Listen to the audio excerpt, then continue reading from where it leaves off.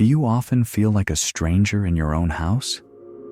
You look at your parents or siblings and you feel a strange, cold disconnect.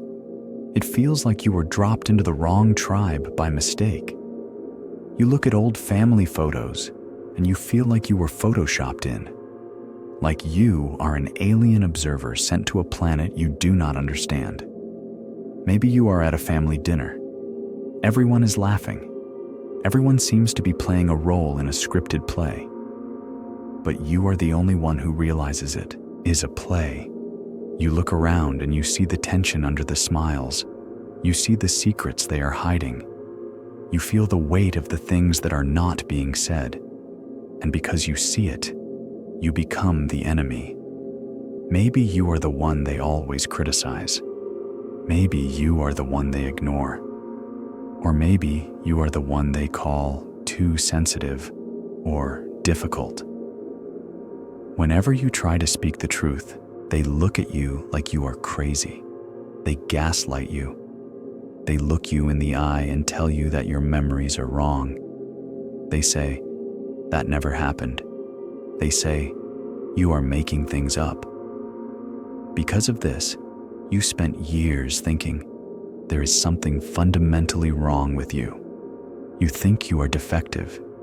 You think you are broken. You think you are the black sheep. But listen to me very closely. If you are watching this video, I am going to tell you something your family will never admit. Something that might save your sanity. You are not the sick one. You are the only one who is waking up.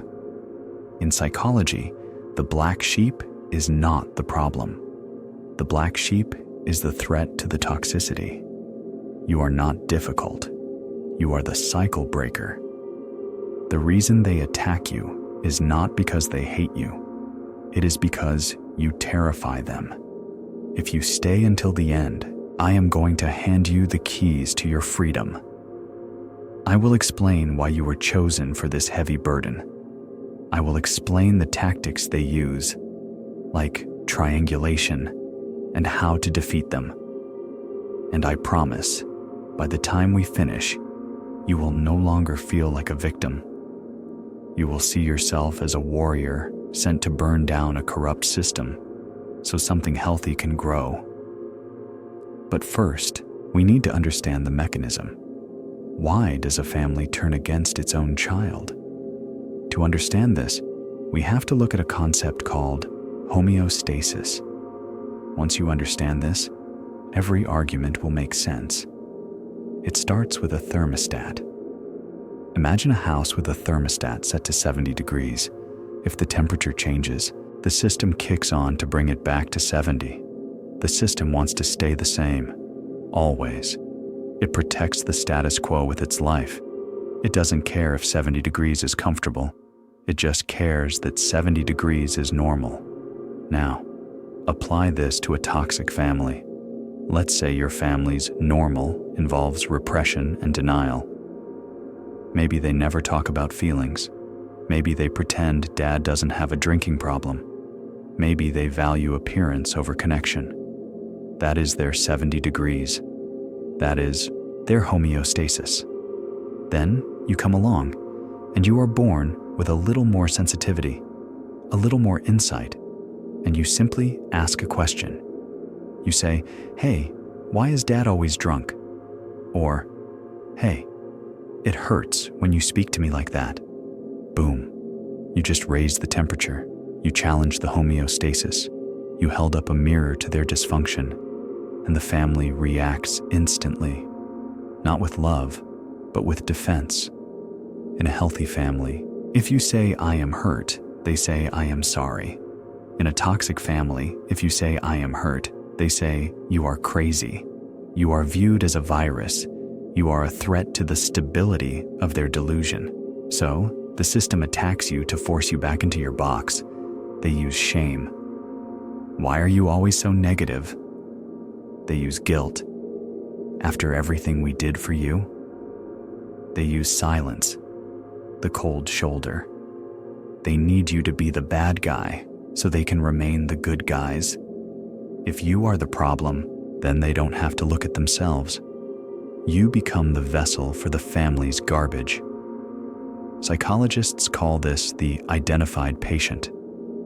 The family brings you to therapy and says, "Fix him. He is broken." But the therapist realizes the truth. This person isn't broken. He is carrying the symptoms of the entire group. You are the canary in the coal mine. The canary dies first to warn the miners that the air is toxic. But instead of thanking the canary, your family is blaming it for coughing. Now, this brings us to a terrifying question. Why you? Why not your brother? Why not your sister? Why did this heavy role fall on you? There are 3 specific traits that all cycle breakers possess. Your family spotted them in you when you were young. These traits are superpowers, but right now, they feel like a curse. Let's identify them. The first trait is high permeability. This means you feel things deeply. You are an empath. When you walk into a room, you feel the tension instantly. Your siblings might ignore the comments. They might numb themselves out. But you absorb it. You feel the sadness behind your mother's anger. You feel the fear behind your father's silence. For years, you thought this was a weakness. You wished you could not care like everyone else. But this sensitivity is your radar. It allows you to see the truth others deny. The second trait is a strong moral compass. Even as a child, you hated injustice. You couldn't stand it when someone was treated unfairly. You have a built-in lie detector, and in a family built on secrets and lies, a lie detector is a dangerous weapon. When the family tries to sweep a secret under the rug, you point at the rug. The third trait is the inability to fake it. Some people, like the golden child, can wear a mask. They can smile at the aunt they hate. They can play the game, but you cannot. Your body betrays you. When you are forced to be fake, you get sick. You get anxious. Your body physically rejects the lie. So because you cannot fake it, you become the mirror. And people hate mirrors when they are ugly on the inside. Now, once they realize they cannot control you, they move to the next phase.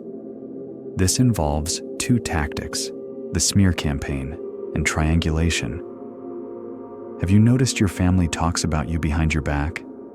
They tell relatives you are unstable. They tell friends you are hard to handle. This is the smear campaign. They are rewriting history.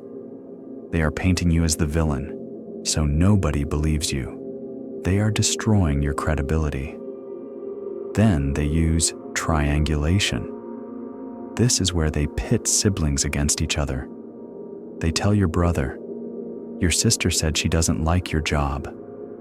Then they tell you, "Your brother thinks you are lazy." They create conflict so you remain isolated. They whisper things to create paranoia between you. If siblings talked honestly, they would compare notes. They would realize the parents are the problem. So they keep you fighting. They keep you separated. It is divide and conquer. So, now that you know what is happening, what do? How do you survive in a house that wants to crush your spirit? Most people make a fatal mistake here. They try to explain themselves. They try to get the family to understand. You write long messages explaining your feelings. You have crying conversations. "Mom, please listen." And every time you get hurt again. You are looking for validation from the people who broke you. You need to stop going to the hardware store looking for milk. They do not have milk. They have hammers. If you keep asking for milk, you will get hit with a hammer. You need a new strategy. We call this the gray rock method. This is your shield. Imagine a gray rock. Is it interesting? No. Does it have drama? No. Does it react if you kick it? No. You must become the gray rock when they bait you into a fight, when they use trigger words. Do not react. Do not defend. Do not explain. You simply give boring answers. Oh, really? Interesting? I see. Okay. You starve them of the emotional fuel. They want your anger. They want your tears. Because your emotion proves they still have power over you. When you stop reacting, they lose control. They will get angry at first. They will poke harder. But if you hold the line, they will get bored. This allows you to switch into observation mode. Imagine you are a scientist observing chimpanzees. When the chimp screams, do you get offended? No. You take notes. Subject A is displaying aggression due to insecurity. Step back in your mind. Watch them run their script, because it is a script. They are repeating patterns from their parents. It's generational robotics. But you are the glitch in the machine. And this leads us to the most important part, the alchemy of the black sheep. How do you turn this pain into gold? This is the cycle breaker's oath. It requires you to do something incredibly difficult, something that feels like betrayal, but is survival. You have to accept that you are an orphan, not literally, but emotionally. You have to grieve the family you wanted, so you can survive the family you have. You have to let go of the fantasy that they will apologize. They won't. This grief is heavy. It feels like a funeral. You are mourning the death of hope. But on the other side is freedom. Once you stop needing their validation, they lose their power. You become untouchable. You start to build your own chosen family. People who love you for your soul, not your DNA. People who celebrate your sensitivity. And here is the beautiful part. The curse of the black sheep is a blessing because you were pushed to the margins. You were forced to find your own path. Your siblings who fit in, the golden children, they are often trapped in expectations, debts, enmeshment. They are living someone else's life. But you are free because they rejected you. They didn't control you. You can go anywhere. The rejection was your exit ticket. It was the universe pushing you out of a burning building. So, do not look back at the burning building. Run toward your own life. You are the filter. Imagine a dirty river flowing down a mountain. That is your genetic line. Alcoholism, abuse, silence, narcissism. And then, the river hits a filter. The filter catches the dirt. It holds the toxicity. And the water that flows out the other side is clean. You are the filter.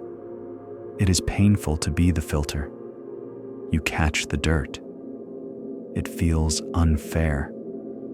But because of you, the river is clean for the next generation. Your children will not recover from their childhood. Your children will know unconditional love. That is your legacy. You are not the disappointment. You are the hero who sacrificed comfort to save the lineage. You took the hit so the cycle would end. Wear your black sheep title with pride. It means you refused to submit to the lie. It means you were strong enough to stand alone. Now, as you start detaching, you face one final hurdle. It is a subtle manipulation they use when you get strong. When they realize the gray rock is working, they panic. They try to pull you back in with kindness. They send a gift. They act like nothing happened. This is called hoovering, like the vacuum cleaner. They are trying to suck you back in. They will use your empathy against you. And if you fall for this trap, If you think, oh, they finally changed, you reset your progress. You need to know how to spot hoovering and the sentence you must say to shut it down. I explain the antidote to hoovering in this video right here.